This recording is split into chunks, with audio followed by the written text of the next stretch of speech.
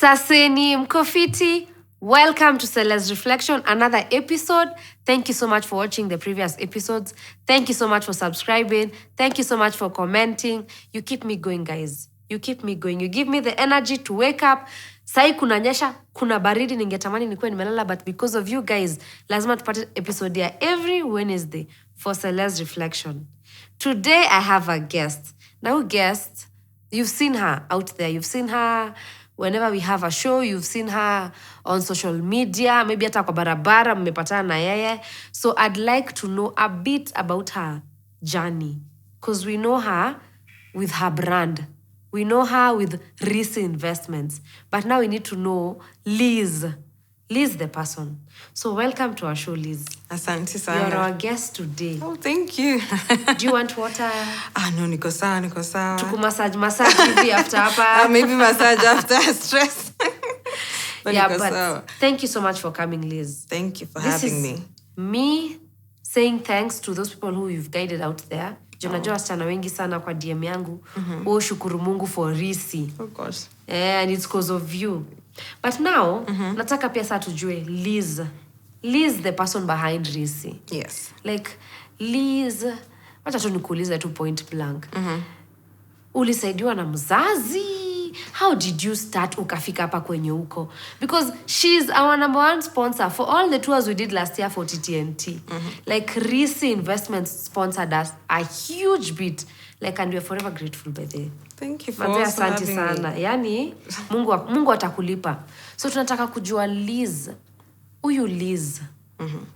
Huyu Elizabeth. Alianzia wapi? Alilelewa wapi? Ndio akuje kufika manzia kuona hii brand kubwa hivi ya Risiih.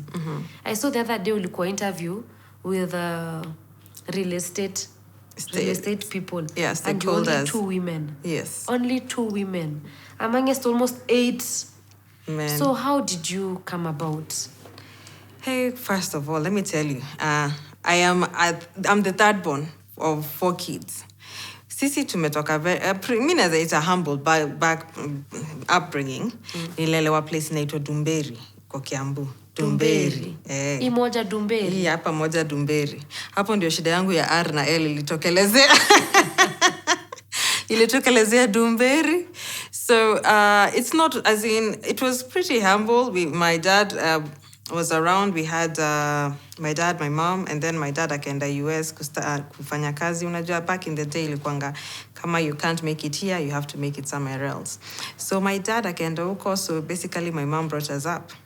Strong woman right there. So when you were young, all along mama yako? Alienda ukiwa mtoi? Alienda nikiwa young, yes. And nakarudi nikiwa campus. So there was a bit of a disconnect. Sababu mimi nimezoea my mom as authoritative figure.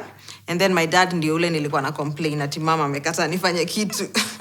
But it was I really am very thankful of my childhood, in all honesty. Siwezi sema nililack. Yes, kuna vitu ningesema ninataka. Kulikuwa na watu wanadrivewa na Muso. Unakumbuka Muso? Nakumbuka Muso. That was the car to be. So ulisomea Dumberi Primary? No. Sasa hapa nikiwa Dumberi Primary nilisomea Muthaiga Primary. So ulikuwa na drivewa bado ni venye si Muso. So nilienda, my mom alikuwa anatudrive hadi Muthaiga and then anatukujia. So that is where I got my education, Muthaiga Primary. And then after that nikaenda a boarding school. Unajua saa hizo wazazi kuchochana, peleka mtoto boarding. That was the thing. That was the new thing. Kapeleka boarding school. Iyo iko Tigoni. And then nikaenda high school. Sasa high school lazima tuseme tusichome.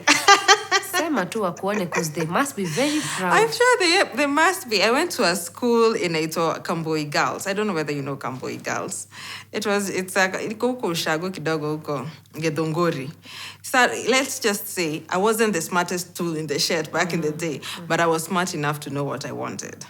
So it depends. I always tell people, as long as you know what you want, as in it doesn't matter whether you are the smartest in the class. So that's how life started. And then clear, me personally, I wanted to be a air hostess. Unakumbuka air hostess back in the day? Yes. So my mom had this friend alikuwa nakuja, and she was an air hostess. Alikuwa na nails za red, alikuwa na lipstick, alikuwa na wakia KQ. And then alikuwa anasema, I just came from London, and I'm going back to nilikuwa like nataka hiyo misa kenye sijui kenye nasema, but I really want that life. So I unfortunately KQ for you to be to go to their classes you had to be 21 and over. Nilimaliza high school at 17.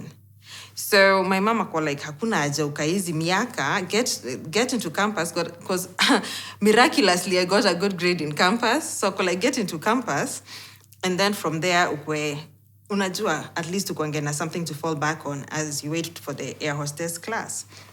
Haya tukajaribu kufigure out kenye ninaweza fanya. So we were looking at we were watching Citizen TV at that time.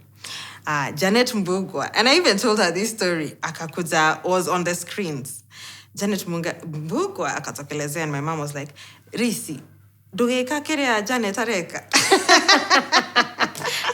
And you know what? And it was still sealed in stone.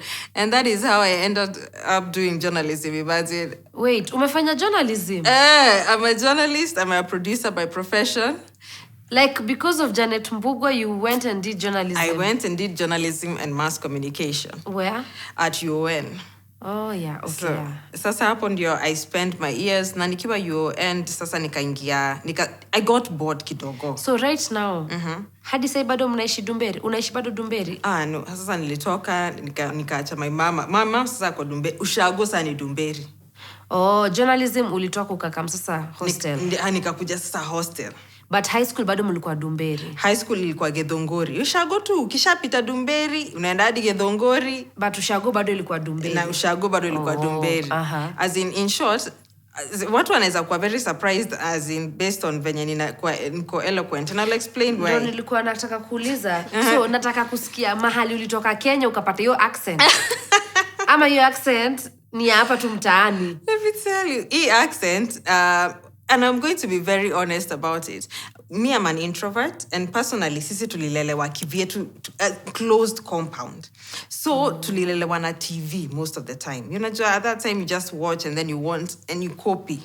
So that's where I got my English accent. And after nikifanya journalism, because I wanted to be a broadcaster, we had to be able to articulate kenye tunasema vizuri. Janet. So kwanga una roll, unaambia fanya tongue. Sasa hapo sasa unajua ika perfect sasa my presentation and pronunciation. So hii ni ya kujiekea hii hata mtu hakuna Kenya haujatoka mahali scholarship, haujaenda hapo South Africa hivi. Guy, wacha nikwambia hapana. Risi ndio ilifanya nipande ndege hizi za kuenda, in all honesty, because most of the time because it gave me opportunities to travel. So by the end of the day, I think me wanting to be an air hostess was because I wanted to just see the world and travel. And I always say God knows what you want, but he doesn't have to give you the package when you unaitaka. He'll give you a package in a different way. Right now, I'm traveling because of real estate. Not because I'm an air hostess. I'm traveling because of real estate. So you always get what you want. It's just not the way you thought you would get it. Okay, so let me take you back. Hapo Dumberi mulikuwa mnaishi. I'm trying to see wapi history yako ya mashamba inaweza kuingililia. You are in an own compound. Yes. So is it something that maybe from back then ukishi kwa shamba zenu? Unajua sisi tulikuwa tunaishi kwa ploti, kwa gorofa. Maybe ningelelewa kwa own compound hivyo, ningetamani mashamba. Yeah. Like, where did that thought of kwanza kuza mashamba iliingililia? Juu ushaanza kuwa journalist na huku bado Risi bado hajaanza. Yeah. Sasa wacha nikuambia what happened. Back in 2015, nilikuanga nina practice bado journalism, nilikuanga shule bado, and I was just doing your back and forth. Na nilikuanga na practice real estate. A friend of mine alini-introduce. While in college, while in university? Yes, she was working at a real estate company. Ya kuingia campus immediately. Akapata job. Akaniambia, since you are working, unajua sikuambia wazazi. At that time, venye nilingia Ghetto Radio, sikuambia wazazi nimeingia. Uko hadi Ghetto Radio? Nilingia hadi Ghetto Radio, producer. First year, nilifanya internship, nikakuwa board with journalism, right? So, venye nikakuwa board, I decided maybe nikifanya nini internship nita love whatever niendelee sababu mi si ule wa kukaa place. So I was like, let me do some internship. Haya, nikaenda nikafanya internship yetu radio. Haya, I liked it. I actually liked it. Ngara. Aki ya nani? Ngara. Because I remember, Ngara. Ngara kuna trauma zimenipatia hata kuna time nimekimbishwa na chokosh na mavi ameshikilia anataka kunigonga. Ukienda internship. Nikienda internship na sina hata pesa, but anyway, I always say those are the memories that you unasema, man, I came from there. So in that situation, I used to have 2 salaries. Sababu mimi sikuambia mamangu niko na job mimi nani no. So the internship they were paying. Now, sasa after my internship, I got employed. So I got employed. I didn't tell my parents. At Ghetto Radio. Were you speaking in Sheng? No. Kwani si Ghetto Radio ni ya Sheng? Unfortunately, saa uzuri wangu nilikuwa producer, so I was in the back seat. Okay. So I did production vizuri. Okay. Mi hata alikuwa ananiambia vizuri ati I am not their target audience. Hata station manager alikuwa ananiambia wewe si target audience wetu. Because unakaa tu cool kid. Exactly. So ukai unasikizanga Ghetto Radio. Yeah, but I tried, I did my best. I did a lot of research on something that yenye ninaweza at least put kwa value to the company. So I tried.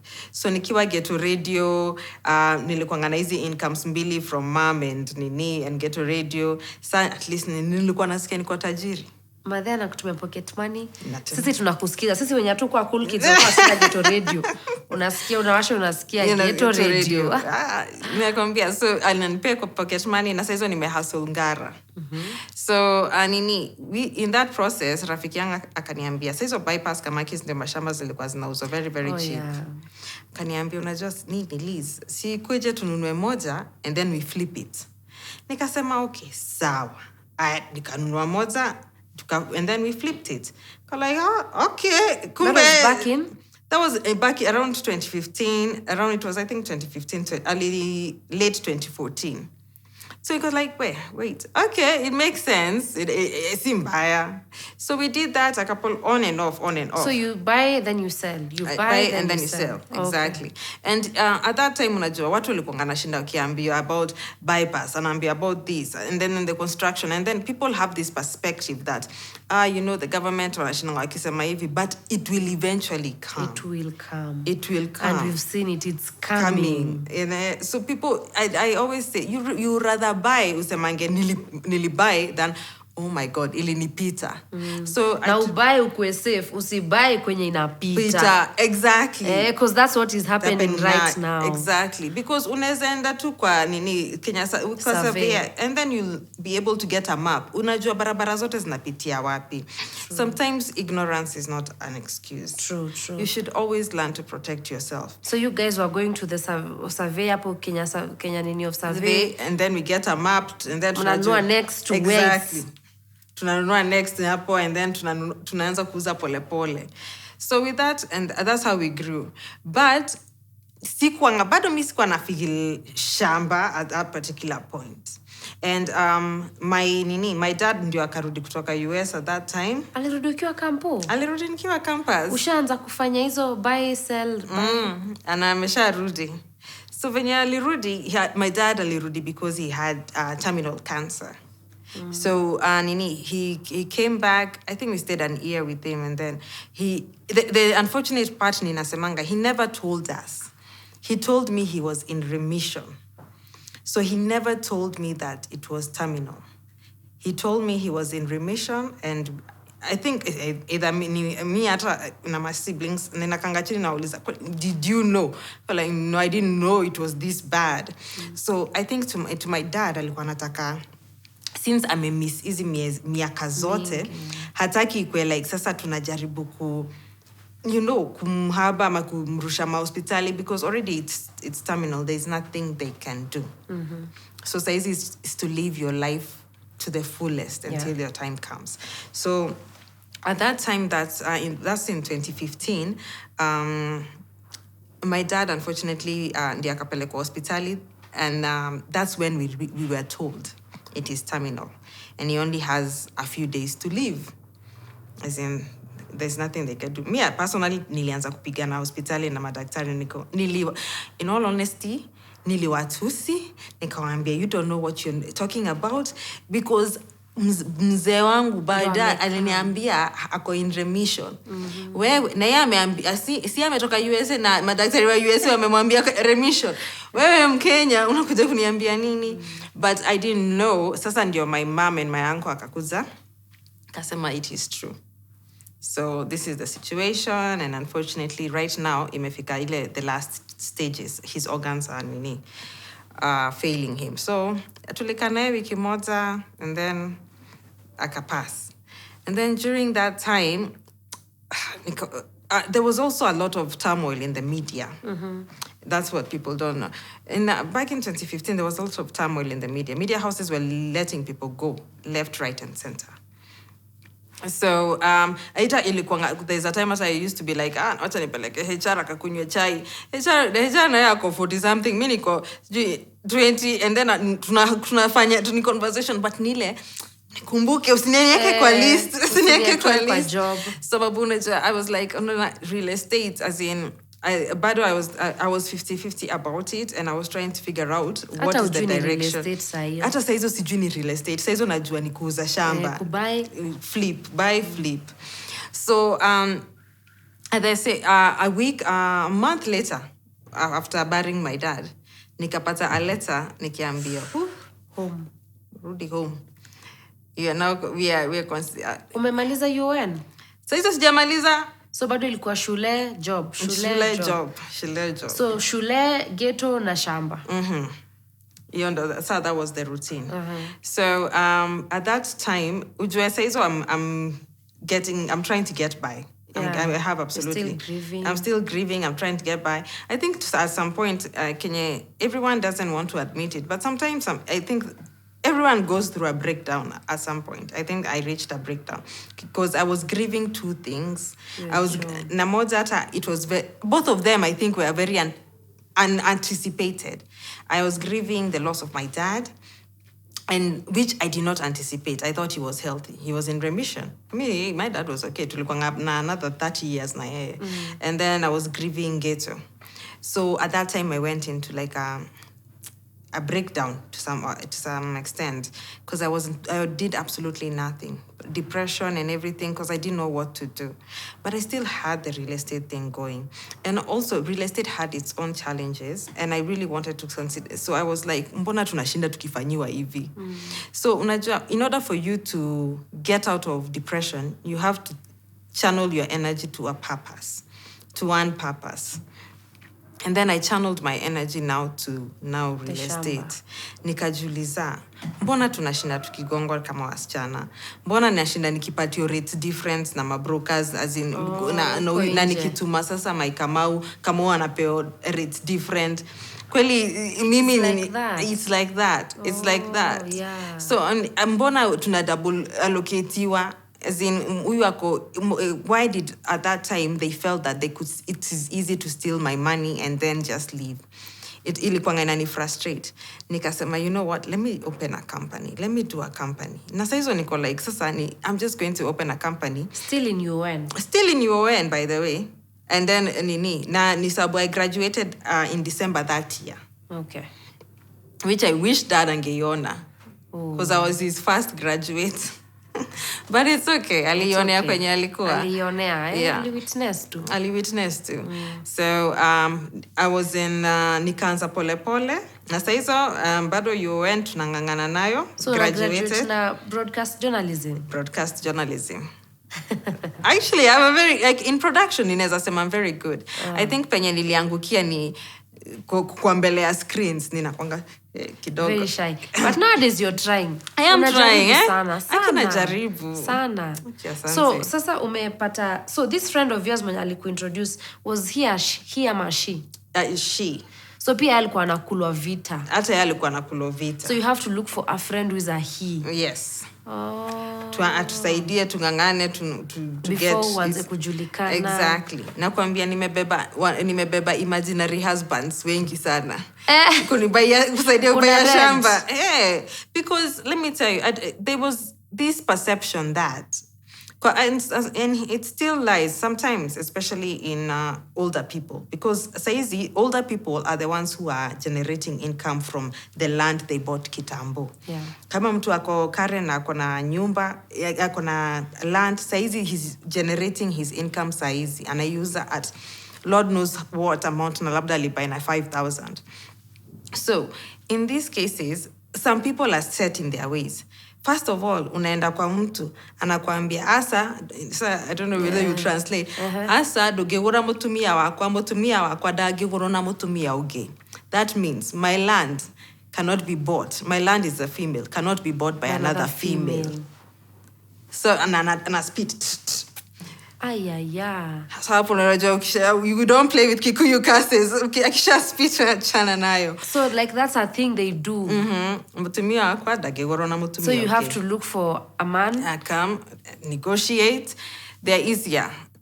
So it's like, if I'm experiencing these things, what are other people experiencing? What about us? Yes. Who are not in real estate?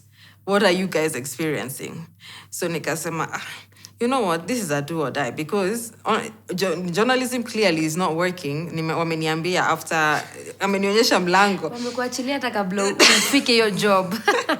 Wameniachilia hata kidogo nilikuwa nataka kuandikia the HR barua, ngambia angalau usingenipatia 2 months kwanza ni moon kidogo before nitishie.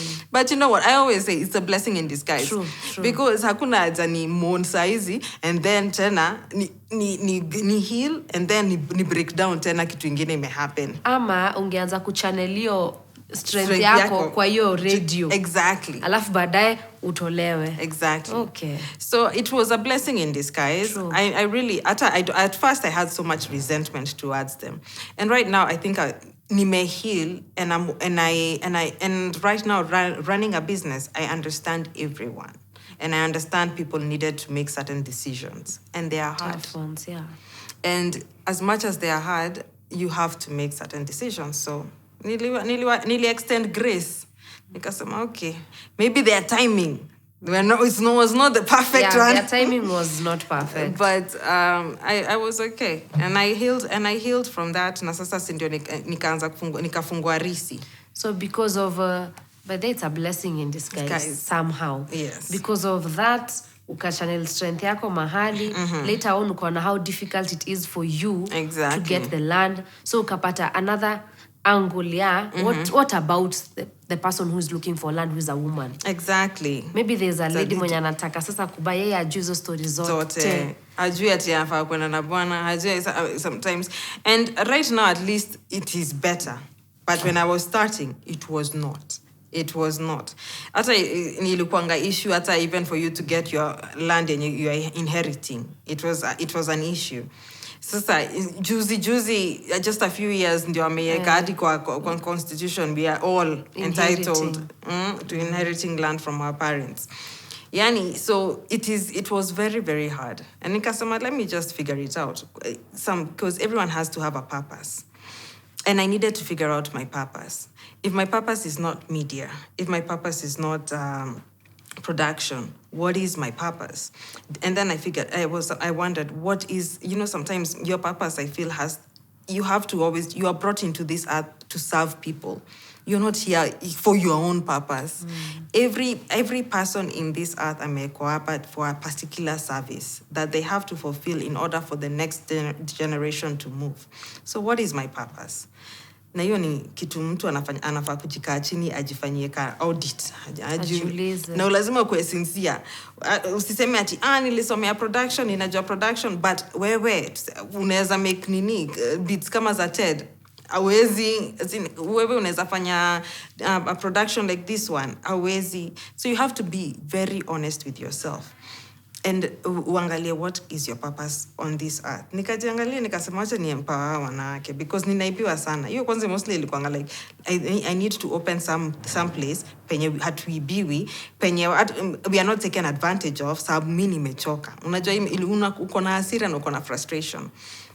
And then I opened Risiih Investments. That is in 20? Now in Risiih Investment I opened it in 2018.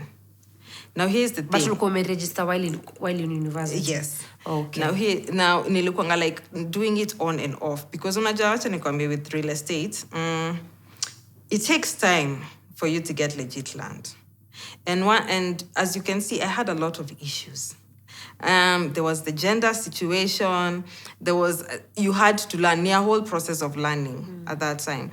And see, at that time, unless we under school of survey, akukwanga mostly classes dedicated to real estate. So Mimi, I learned some things along the road. I learned them the hard way. School fees unalipia? School fees nililipia kwa barabara. Netangwa school fees. Akina, it was... I cannot say, I will not fault even in learn. It was the best way for me to learn that way. And that's why you're here. And that's why you've come this far. Exactly. Yeah. But what I said is I don't want other women to learn the way that I learned. It is not fair. It is not fair what happened, in all honesty. It is not fair that we are taken advantage of hivyo kimalamala. Unaweza share experience moja mbaya hivi ulipita? Wacha nikwambie sasa. Kuna shamba hapa tuko nayo Ruiru bypass. Kwani ulikuwa unangoja kuuliza hiyo swali? Kia nani? Ndio hata mwenye aliniuzia, alionea huruma ajue niko na mauchungu. Kuna hii, unajua, here is the thing about back in the day. Kulikuwa na certificates of land. Zile za tukaratasi twa yellow. Yes. Sasa a lot of land mtu anapatio na certificates. Ulikuwa unabuy na certificates and then una transfer na kwa title. Sasa unajua ile innocence. Utasema ni innocence ama ni ignorance? Ama kwa mini mtu. It is if you don't know, you don't know. Yeah, that's true. Sasa kuna hii innocence. Kabaya mtu shamba. Sasa hizo umeka almost all your savings kwa hiyo shamba sababu unajua hii ndio it. Kumbe punde tunaenda ati tunaweka beacons. Tunakutana na watu wengine wanaweka beacons. Oh no. Sasa hapa ni mwenye ako na pesa nyingi ndio atashinda. Sababu they will take you to court. Mimi unasema I'll show you agreements. I show you this. Huyo mwingine anakufrustrate, anasema ati atakufrustrate ile ati I need more time. Unajua unalipia lawyer, mnaenda kotini, I need more time to evaluate. We have got new evidence. We need to sasa mnaiko next week. Si pesa zinaisha. What do you do? And eventually you let go, you give up. So, yes, wote tumechomeka. And in all honesty, that's why I tell people shy off from lands with certificate. If you don't have a legit title, hata saizi it has been stated. If any land is not with a title, just let it go. And you confirm and you do a search. You pay a title ziko. But do a search. Yeah. Do a search to confirm. If the name. Hata ikiweza, kuja hata utafute kama, hata mi kampuni utafute, Liz, akona bwana. Labda bwana wangu ana contest somewhere. Na nini, just... Ni vizuri kufanya search sababu kama mzee ana contest itakuwa kwa search itaandika hii kitu imeko caveat iko na shida hapo. So I always say do your due diligence. So shamba ilienda. Now for that person, may God see you. May God have mercy on you. Forgive that person. And yeah, alinipatia character development. I'm not going to lie. Yeah. And I learned. And you didn't give up. And I didn't give up. Yeah. I think ilini fuel even more. Yeah. Because ilikuwa like Mimi. Celestine Mimi. Tutapatana. Now you know funny thing when aliniuzia. Tunasalimiananga, tunakutananga. Oh no. The real estate world is so small. Oh, it's so small. It's so small. You would see so many people wanauza mashamba nini and other companies. There are a lot of companies selling land. But the people selling to those land, the brokers or whatever their dealers, it's such a small community. So mtakutana one way or another. Hasa hata venye tulikutana alikuwa ni kama alikuwa adhani ameniisha amenimaliza. You didn't give up. That's a good thing. You didn't give up. So it was I think it was that was our moment, and then I was like wacha tufungue Risiih. And you know, it was a do or die situation because I had nothing left. And unajua sasa at that time, let me tell you, Cele, me ningeachishwa kazi before my dad passed. My dad is there. Because my dad was a breadwinner. Yeah. Yes, my mom did a lot. But unajua ile support ya your dad ako nyuma yako, yeye ndio alikuwa ngana. So he was not there. I mean, yes, we had my brother who was helping us here and there. But hata yeye ameanza familia yake. So saizi uko like umepata ID, so what else can you do? Jipange. So yeah, and we started the real estate. That friend of yours mwenye alikuletanga kwa real estate. Bado wako real estate? Bado wako real estate. We speak nice. with her. You know, the thing is, we speak with her. We tunasupportia nanga. Nice. So I think with friends like that, it's always good to have friends who elevate you. Sababu hakuna haja ukae na nini na friends who don't elevate you. True. Like when I started Risiih, I started now with one of my friends. Sasa nilikuwa naenda kwa mamake. You know, I was still going through depression. Tuna call clients, ninalala kwa kiti. As in, unajua when depression unasikianga usingizi 24/7. Nalala kwa kiti. Hata mamake I think alikuwa anajua Liza akiingia hii couch kiti yake ni ile. Leo tuoni TV, leo tuoni whatever. Anaenda nalala, but we started with her. It started in a living room. Clients kuna times wanatukansulia. Sasa hizo Cele nimehaya van na pesa zangu. Tuko town. Nimehaya van wanasema na saa van wanasema ati siwezi kurudishia pesa. Mimi ningekuanga ni kazi nyingine. So namwambia but unaona situation, kaambia haya sasa tutafanya. So sasa hata tunaenda hapo Java, unajua kale breakfast muna share. Okay. Kaborito muna share sababu hamna pesa. And then muna home, but I think the thing is that you didn't give up. You didn't give up. Yeah, you didn't give up. I never give up. Next time bado unapiga ile van unaibook tena. Unamshauri watu sasa wamerudi. Tuendelee. And let me tell you, with the one when Mungu akisema atafungua mlango, atafungua immediately, because my first client bought 6 plots. Atago. Nakwambia nilikuwa nimebakisha tu pesa kidogo ya kuhaya van, ya kuhaya gari, sikuwa na anything. So venye aliekelea kia Mungu nilikuwa nasema oh my God, I think kumefunguka. Like you didn't go your trip yote bure na pesa yako ya mwisho. Haki ya nani? Ilikuwa because I was very tiny, because already, like I said, I was depressed. I was very skinny. Okay. And then it was hard for someone to understand me, mtu mdogo kama mimi, anamwambia nini ya shamba. And nikimwambia hapa kuteko hivi, aje, how do you know? What do you know? What do you know? Exactly. Oh, I understand. So the challenges were from the physical appearance. Mfuko imekata. But at least you didn't give up. Na bwana hayuko, so sasa people are taking advantage. Oh, no. So it was coupled up with a lot of things. But we did not give up. My sister hata yeye akatujoin. Tukasukumana sababu saa hizo 2020. Bado tunasukumana bado, because as a small, it's on and off. Because I was still doing odd jobs at media to keep surviving. And then nikasema, you know what? Maybe I have to package it loudly for the ladies to understand. Tuko hapa sababu yao. Mm-hmm. And my sister was the one who was like, see, you go this route of just working with people who are more prone ile wanasukuma women empowerment, who wana portray ile from rags to riches situation and how to get to it. Because in real estate, you know, it is always about buy and wait situation. And building your own wealth. People don't understand. When hata wako na shamba saizi Karen, or when wako na shamba Kiambu, kama hata sisi tuko na shamba Kiambu, but mama wangu anasema mwefake, hizi ni zake. Hizo ni zake. You get yours. But they bought at a certain time. They did not buy before the development. They bought and wait for the development to come. So we had to package it with that aspect for people to understand that this one is for creating wealth and generating wealth in the future. Yeah. And from there, I think ikakuwa pole pole tukaenda, and then I don't know, Risiih ikagrow. Hata mimi nilishtuka. Risiih ikakuja, ndo hii sasa imekuwa iko Westlands. Imetoka kwa sitting room. Ikafika kwa ofisi. Oh my God. And now you have a Black November. Na niko na Black November offer, as in nimesema ati hii mwaka ni ile mwaka napatia watu 10K off all our projects. Nimeona kuna offer ya Black November. Nimeona ati, yes, the economy is hard, but that doesn't mean that you have to forfeit your dream. As in, if one door closes, just endelea kwa your hallway. There's another one. Because ukiforfeit your dream, then what will become of you?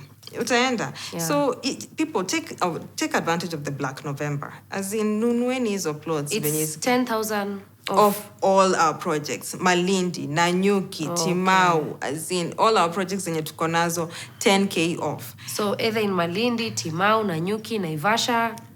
Actually, hizo ndio ziko on offer sasa, those four. So 10,000 off. 10,000 off. And valid mpaka? At the 30th of November. So we have like 2 weeks. 2 weeks. Oh, nice. 2 weeks watu wangangane wapate at least a good deal hapo. Unajua, let me tell you a funny thing about small accomplishments kenye nitakwambia. My company, yes, imekuwa in existence for so long. Na unajua company mtu akiregister na kuangana PO box anaeka. Mimi nimetumianga ya my mom for the longest ya kampuni. Sisi utumia ya church ya kina timu. Hadi wa leo. Hatujui kama zinaingianga email, barua, hatujui. Sasa yesterday, funny thing, I opened my own yangu. People might find these small achievements like they're so small. But wacha nikwambie, do you know how much that is growth? I know. Because there are some things mtu anasemanga, hizo ni za watu wengine. Hizo ni za hao watu wengine ni nani? Kama si wewe. Kama si wewe. Exactly. Iliandikwa wapi? In which book? True. Which book indicated that this one is for Julius and this one is for especially Elise. Something like buying land. Exactly. It used to look like ni ya watu wengine. Yeah. It used to look like mimi siwezi. Exactly. Nakuwa jina title deed. True. Title deed inakaa ni kama ya some certain people. Until you came and brought us a land worth 250 ama 150 with a payment plan of 4 months. Hata zinafika hata zingine 6. Unajipata title deed uko like wait. So hata mimi naweza kuwa na hizi documents. Exactly. You really made it easier, by the way. You really uli break down mpaka ikakaa. I can also own this. It's true. Through your problems, through your depression, through your grieving period. Yeah. Come around whatever you wanted to. Iyo kufanya mwanamke ama any other person, because it's not only ladies. Feel like you can own this land without being gongwad. Sijui having gone to survey of Kenya kuangalia sijui. I know. You made it very easier for us. And thank you so much, Liz. I appreciate everyone. In all honesty, when I see a woman aki buy their own property, I really do. Niko like, alibuy kutoka sisi. Imagine. Alifanya kutoka sisi. Na mtu anajita landowner. Landowner. Imagine. Everyone can be a landowner. True. It is not, si lazima ukuwe na pesa yote. True. And just start small. What people I think they think everything is out of reach. But in order for something to happen, you just only have to start. Ukianza lazima itaisha. Ukianza ni kama mtoto. Shamba ni kama mtoto. Chakula za mtoto hazikosangi. Na diaper za mtoto hazikosangi. Na watasema tu diaper ni expensive na bado watanunua. Na zitanunuliwa. It's the same thing. The kid grows mpaka unashindwa huyu tu alikuwa anatusumbua juzi. Yeah. So thank you so much, Liz, for coming. And guys, mmesikia kuna Black November. Valid for the next 2 weeks. Paka 30th November. So 10,000 off. Sio 10%. 10,000 Kenya shillings off on all those shambas. So reach out to Risiih, watakusaidia, watakuguide. Na wenye wako diaspora, wa diaspora wanakuanga, woi, Cele uko sure. Reach out to Risiih. Wako na virtual site visit. So take advantage of it. You can own land, someone else can own land. We can all let's just be careful with where we are buying. Because ikisemekana kuna nini, wachana nayo. Until you're sure, buy it. So thank you so much, Liz, for coming. Thank you for having me. Hata next time ukuje, ukitaka tu kukuja, come. Teach us more. Like, inspire us. Because me personally, you inspire me. Oh, guy. Aki, naangalia mimi nashinda kaka kasichana. Huyu msichana. Like, huyu ndio Risiih, huyu. Your brand is so big. Brand is so big. So thank you so much for coming. And thank you for sharing your story with us. Ita inspire mtu mwingine uko nje. Thank you. Thank you for having me. Till next time. Usiende kabisa. Till next time. Till next time. Bye.